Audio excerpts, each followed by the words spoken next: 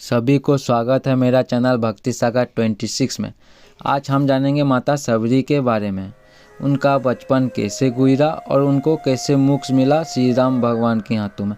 तो चलो शुरू करते हैं हमारी आज की कहानी। बात भगवान राम के जन्म से पहले की है, जब भील आदिवासी कबीले के मुखिया अज के घर में बेटी पैदा हुई थी। उसका एक नाम श्रवणा और दूसरा नाम सबरी रखा गया था। सबरी का माँ इंदुमती उसे खूब प्यार करती थी। बचपन से ही सबरी पशु पक्षियों की भाषा समझकर उनके बातें करती और जब सबरी की माँ उसे दिखती तो कुछ समझ नहीं पाती थी।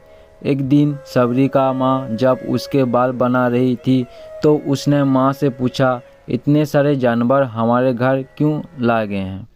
माँ ने जवाब दिया, बेटी तुम्हारी विवाह होने वाला है, इसीलिए हम लोग ने इनका इंतजाम बलि के लिए किया है। तुम्हारी शादी के दिन ही बलि प्रथा होगी और फिर इनसे स्वादिष्ट भोजन बनाकर सबको परोसा जाएगा। ये सब सुनकर सबरी दुखी हो गई। काफ़ी देर तक सबरी ने उन जानवरों को आज़ाद करने के बारे में सोचा। सोचते सोचते सबरी के मन में हुआ कि अगर ये जानवर यहाँ नहीं होंगे तो उनकी बलि रुक सकती है। ऐसा नहीं हुआ तो मेरे घर से कहीं चले जाने पर ही वे बलि रुकेगी। जब मैं ही नहीं रहूँगा तब ना विवाह होगा और ना बलि प्रथा, इससे मासूम जानवर बच जाएंगे। इसी सोच के साथ जानवर को देखी गई जगह पर सबरी पहुँची। उसने सोचा कि उन्हें खोल देता हूँ, लेकिन वो ऐसा नहीं कर पाई। उससे बाद सबरी जंगल की तरफ भागने लगी। भागते भागते सबरी ऋषिमुख पर्वत पहुँच गई। वहाँ करीब 10,000 ऋषि रहा करते थे। सबरी को लगा कि वो भी इसी जंगल में किसी तरह ऋषि मुनियों की सेवा करके अपना जीवन यापन कर लेगी। वो चुपचाप उसी जंगल में एक हिस्से में किसी तरह से रहने लगी। सबरी योजना ऋषि मुनियों की झोपड़ी के आगे झाड़ू लगाती और हवन के लिए लकड़ियाँ भी लाकर रख देती। ऋषि मुनियों को समझ नहीं आ रहा था कि जंगल में उनका काम अपने आप कैसे हो रहा है। एक दिन सबरी को किसी ऋषि ने देख लिया। उसे देखते ही उसका परिचय पूछा। जैसे ही सबरी ने बताया कि वो भील आदिवासी परिवार से संबंध रखती है तो उसी ऋषियों ने खूब डांट लगाई। सबरी को इस बात का बिल्कुल भी पता नहीं था कि उसकी छोटी जाति और उसे ऋषियों द्वारा जाति की वजह अपमान सहन करना पड़ेगा। इतना सब होने के बाद भी सबरी हर ऋषि मुनि के दरवाजे पहुंचती और उनके आंगन में झाड़ू लगाकर उससे गुरु शिक्षा देने के लिए कहती। हर कोई सबरी को उसके जाति की वजह से अपने आश्रम से भगा देते थे। ऐसा होते होते काफ़ी समय बीत गया। उसके बाद सबरी मतंग ऋषि की कुटिया में पहुंची। वहां पहुंचकर मतंग ऋषि को सबरी ने बताया कि वो उनसे गुरु शिक्षा लेना चाहती है।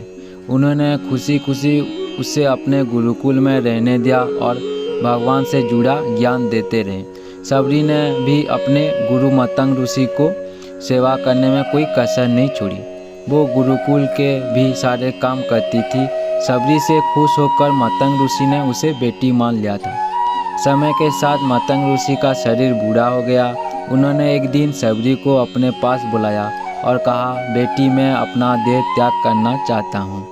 बहुत साल हो गए हैं इसी शरीर में रहते रहते। सबरी ने दुखी मन से कहा, आपके ही सहारे में इस जंगल में रह पाया हूँ, आप ही चले जाएंगे तो मैं जीकर क्या करूँगी? आप अपने संग मुझे भी ले जाइए, मैं भी देह त्याग दूँगी। मतंग ऋषि ने जवाब दिया, बेटी तुम्हें चिंता करने की ज़रूरत नहीं है, राम तुम्हारी चिंता करेंगे और ध्यान भी रखेंगे। सबरी ने राम का नाम सुनने के बाद पूछा, वो कौन है और उन्हें मैं किस तरह से ढूंढूंगी? मतंग ऋषि ने बताया, राम कोई और नहीं भगवान है। वो तुम्हारे सारे अच्छे कर्मों का फल देंगे। तुम्हें उन्हें ढूंढने की कोई ज़रूरत नहीं है। वो एक दिन खुद तुम्हें खोजते हुए इस कुटिया में आएंगे और तुम्हें उनके हाथों ही मोक्ष मिलेगा। तब तक तुम इसी आश्रम में रहो। इतना कहते ही मतंग ऋषि ने अपना शरीर त्याग दिया। सबरी के मन में मतंग ऋषि के जाने के बाद से एक ही बात थी कि भगवान राम स्वयं उसे मिलने आएंगे और वो रोज़ भगवान राम के लिए से अच्छे अच्छे फूल लाकर पूरा आश्रम सजाती और भगवान के लिए बेर तोड़कर लाती। भगवान के लिए बेर चुने हुए सबरी उन्हें चख लेती थी ताकि भगवान को वो सिर्फ मीठे बेर दे दे। रोज़ाना सबरी इसी तरह भगवान के दर्शन की आस में फूल और बेर इकट्ठा करती रहती थी। इसी तरह इंतजार में कई साल बीत गए। सबरी का शरीर एकदम बुढ़ हो गया। एक दिन आश्रम के पास के ही तालाब में सबरी पानी लेते के लिए गई। तभी पास के एक ऋषि ने उसे अछूत कहते हुए वहाँ से भागने के लिए कहा और एक पत्थर मार दिया। वो पत्थर जब सबरी को लगा तो उसे चोट लगी और खून बहने लगे। बहते हुए खून की एक बूंद उसी तालाब के पानी में गिर गई। तभी पूरा तालाब का पानी खून में बदल गया। ये सब होता देखकर ऋषि ने सबरी की ही डांट और कहा कि पापिनी, तुम्हारी वजह से पूरा पानी खराब हो गया। रोज ऋषि उसी पानी को साफ करने के लिए अपने कई तरह की विद्या को इस्तेमाल करते हैं। कई सारे जन्नत करने के बाद भी कुछ नहीं हुआ तो फिर उन्होंने गंगा जैसे कई पवित्र नदियों का जल भी तालाब में डाला, फिर भी तालाब का पानी साफ नहीं हो पाया और वो खून जैसा ही रहने लगा। ऋषि मुनियों ने भगवान से भी कई अन्य जन्नत करवाया, लेकिन वो पानी जस का तस खून जैसा ही रहा। तब भगवान ने ऋषियों से पानी के रक्त में बदलने की कहानी पूछी।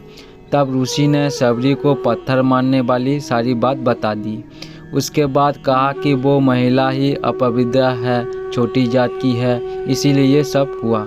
उसी वक्त भगवान राम ने कहा, ये सब आप लोगों के खराब वचनों से हुआ है। सबरी को इसी तरह के शब्द बोलकर आप लोगों ने उसे नहीं बल्कि मेरे दिल को घायल किया है। इसी घायल दिल के रक्त का प्रतीक है ये तालाब का लाल पानी है। आगे भगवान राम बोले, कहा वो है वो माई, मैं उनसे मिलना चाहता हूँ। तब तक सबरी उसी तालाब के पास पहुँची जाती है। इसी दौरान सबरी का पैर को ठोकर लगती है और कुछ धूल तालाब में गिर जाती है। तभी सारा पानी साफ हो जाता है। भगवान सबसे कहते हैं कि देखिए, आप लोगों ने क्या कुछ नहीं किया, लेकिन पानी साफ नहीं हो पाया। अभी सिर्फ इनके पैरों की थोड़ी सी धूल ने ही तालाब का पानी साफ कर दिया। भगवान राम को सबरी पहचान चुकी थी। उन्होंने प्रणाम करके सबरी ने कहा, भगवान आप मेरे साथ कुटियों में चलिए। भगवान भी खुशी खुशी सबरी के साथ चल पड़े। फूलों से सबरी ने भगवान राम का स्वागत किया। वो सीधे बेर तोड़ने के लिए भाग गई और चक कर उनके लिए बेर लेकर आई। उन्होंने बड़े प्यार से भगवान राम उन्हें के भाई लक्ष्मण को बेर दिया। भगवान राम ने भी उतने ही प्यार से उन बेर को खाना शुरू किया। तभी बेर देखकर मुंह बनाते हुए लक्ष्मण ने कहा, भैया ये बेर झूठे हैं, इन्हें आप कैसे खा सकते हैं? भगवान ने जवाब दिया, लक्ष्मण ये झूठे नहीं बल्कि बहुत मीठे हैं। सबरी माई हम सबके लिए ये बहुत प्यार से तोड़कर लाई हैं। इतने कहकर भगवान राम प्यार से उन बेरों को खाने लगे। भगवान ने जाते हुए सबरी माई से कहा, आप मुझसे जो चाहो वो मांग सकती हो। सबरी ने उन्हें कहा, मतंग ऋषि के कहने पर मैं आज तक सिर्फ आपके दर्शन करने के लिए जी रही हूँ। अब आप मुझे मोक्ष प्रदान कीजिए, मैं अपने शरीर आपके सामने ही त्याग दूंगी। उसी वक्त सबरी ने अपना शरीर त्याग दिया। भगवान राम ने अपने हाथों से उनका अंतिम संस्कार किया और सीता माँ की खोज में आगे बढ़ गए। इसी तरह से ऋषि मतंग की बात सच साबित हुई और सबरी को भगवान राम के दर्शन भी हुए। तभी से भगवान राम को सबरी के राम भी कहा जाने लगा। कहानी से सीख, सच्ची श्रद्धा हो तो भगवान के दर्शन जरूर होते हैं। मेरी कहानी आप लोगों को अच्छी लगी तो मेरे चैनल को जरूर सब्सक्राइब कीजिए और बेल आइकन को प्रेस कीजिए और ऑल पे नोटिफिकेशन पे क्लिक कीजिए, जिससे हर आने वाली वीडियो मेरे आप लोगों को मिल सके। जय श्री कृष्ण।